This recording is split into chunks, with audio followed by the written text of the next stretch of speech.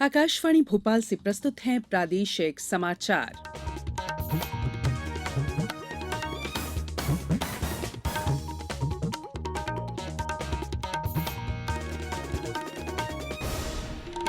नमस्कार, समाचारों के साथ मैं संयुक्ता बैनर्जी। सबसे पहले इस बुलेटिन के मुख्य समाचार। प्रधानमंत्री नरेंद्र मोदी आज देश में कोविड की स्थिति पर मुख्यमंत्रियों के साथ करेंगे बातचीत। मुख्यमंत्री शिवराज सिंह चौहान प्रधानमंत्री आवास योजना शहरी के 1 लाख से अधिक हितग्राहियों को आज करेंगे हित लाभ वितरित। प्रदेश में लागू होगी फसल विविधीकरण प्रोत्साहन योजना और यातायात नियमों का उल्लंघन करने वाले लोगों के खिलाफ अब पीओएस मशीन से बनेंगे चालान। अब समाचार विस्तार से। प्रधानमंत्री नरेंद्र मोदी देश में कोविड स्थिति पर आज मुख्यमंत्रियों के साथ बातचीत करेंगे। ये समीक्षा बैठक वीडियो कॉन्फ्रेंस के माध्यम से दिन के 12 बजे होगी। बढ़ते कोविड संक्रमण को देखते हुए ये बैठक बुलाई गई है।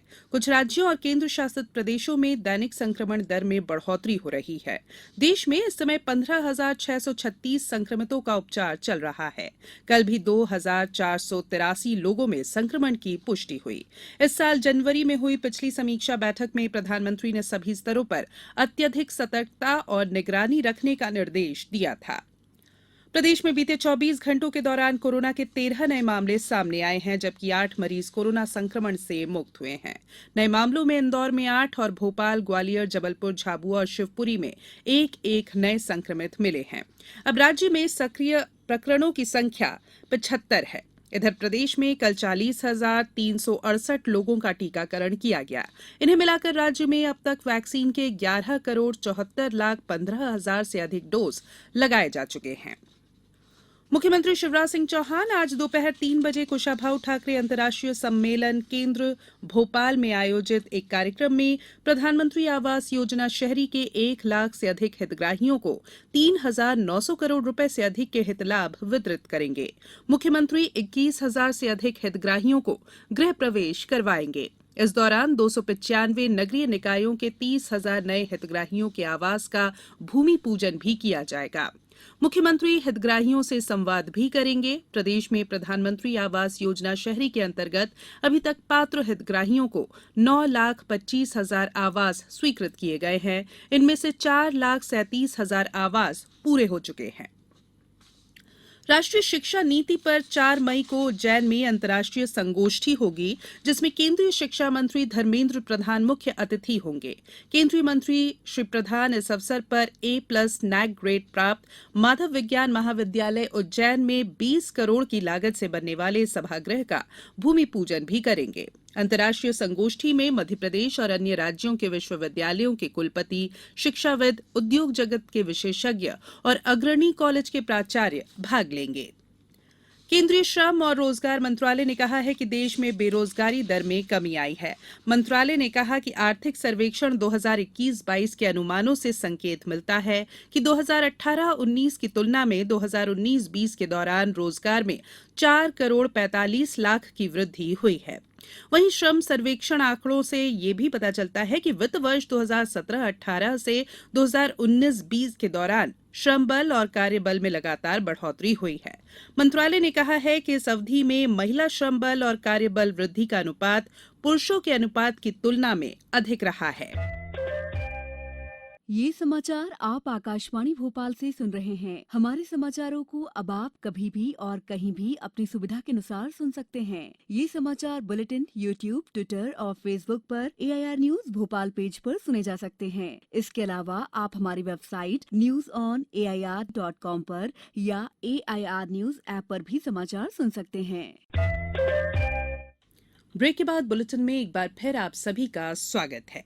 प्रदेश में गेहूं और धान के रकबे और उत्पादन में अत्यधिक वृद्धि हो रही है। इससे न केवल समर्थन मूल्य पर उपार्जन के खर्च में वृद्धि हुई है, बल्कि पर्यावरण असंतुलन की स्थिति भी बन रही है। इसके मद्देनजर मध्य प्रदेश फसल विविधीकरण प्रोत्साहन योजना लागू करने का निर्णय लिया गया है। यह निर्णय कल मंत्रिपरिषद की बैठक में लिया गया। योजना में गेहूं और धान के स्थान पर बोई जाने वाली गैर MSP फसलों को कवर किया जाएगा।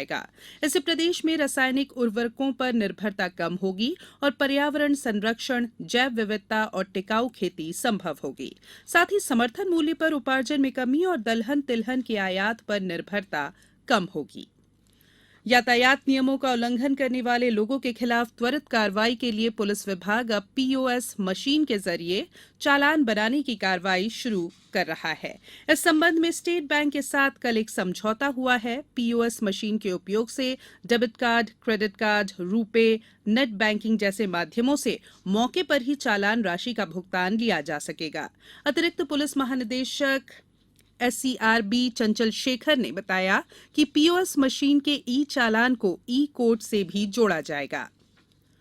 अटल बिहारी वाजपेयी सुशासन एवं नीति विश्लेषण संस्थान द्वारा आईसीएसएसआर नई दिल्ली के सहयोग से 28 और 29 अप्रैल को प्रदेश के युवा पीएचडी स्कॉलर्स के लिए पीएचडी कोलॉक्वियम आयोजित किया जा रहा है।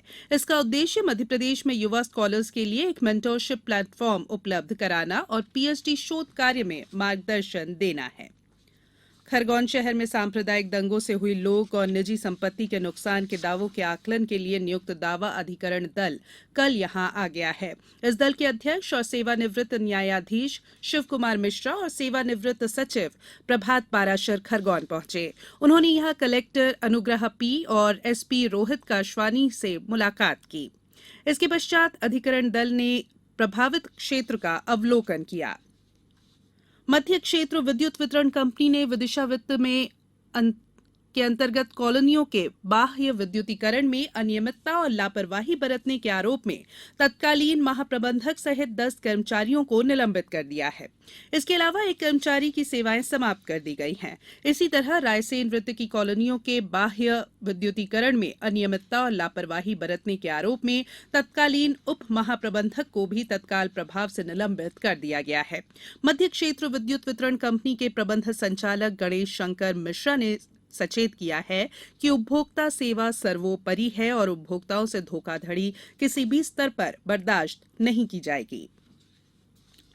बात करेंगे क्रिकेट की। आईपीएल क्रिकेट में कल पुणे में राजस्थान रॉयल्स ने रॉयल चैलेंजर्स बैंगलोर को 29 रन से हरा दिया। इस जीत के बाद राजस्थान की टीम अंक तालिका में शीर्ष पर पहुंच गई है।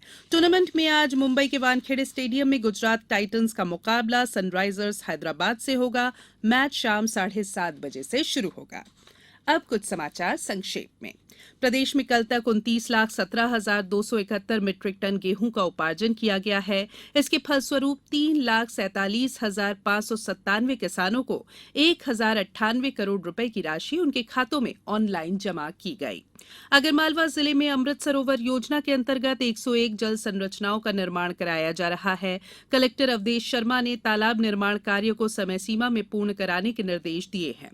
मंदसौर में अंतर्राष्ट्रीय योग दिवस को बड़े पैमाने पर मनाने की पूर्व तैयारियों के संबंध में डाक विभाग के अधिकारियों और कर्मचारियों को वर्चुअल माध्यम से योग आसन करवाए गए। धार जिले के प्राथमिक स्वास्थ्य केंद्र घाटा बिल्लौद में 1 दिवसीय स्वास्थ्य मेले का आयोजन किया गया।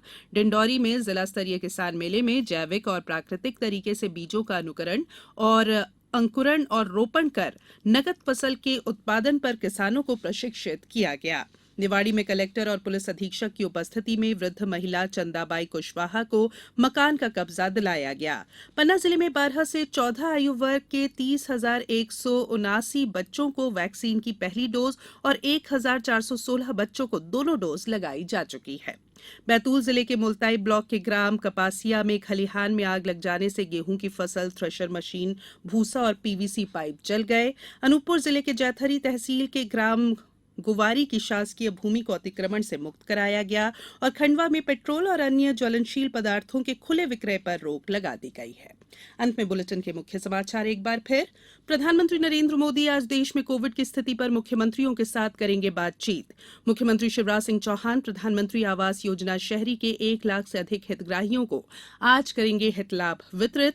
प्रदेश में लागू होगी फसल विविधीकरण प्रोत्साहन योजना और यातायात नियमों का उल्लंघन करने वाले लोगों के खिलाफ अब पीओएस मशीन से बनेंगे चालान। बुलेटिन में फिलहाल इतना ही। इजाजत दीजिए। नमस्कार।